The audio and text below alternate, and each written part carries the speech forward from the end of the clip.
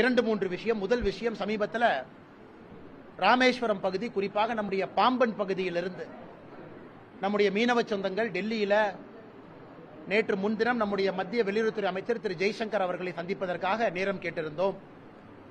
அதே நேரத்தில் நாங்கள் வலியுறுத்தி இருந்தோம், அமைச்சர் அவர்களை சந்திக்கும் பொழுது எங்களோடு மீன்வளத்துறை அமைச்சரவையினுடைய செயலாளரும் வெளியுறவுத்துறை அமைச்சரவையில் இருக்கக்கூடிய மூத்த அதிகாரிகளும் இருந்தால் சிறப்பாக இருக்கும் என்று. அதேபோல நம்முடைய சந்திப்பின் போது அமைச்சர் அவர்கள் மீன்வளத்துறையினுடைய செயலாளரையும் அழைத்திருந்தார்கள், பிஷரிஸ் டிபார்ட்மெண்ட் செக்ரட்டரி.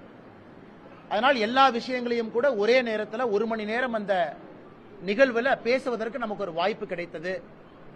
அதில் குறிப்பாக இந்த 2024 இந்திய இலங்கை எல்லை பகுதியில் அதிகப்படியான தமிழ் மீனவர்கள் குறிப்பாக இந்த ஆண்டு கைது செய்யப்பட்டிருக்கிறார்கள்.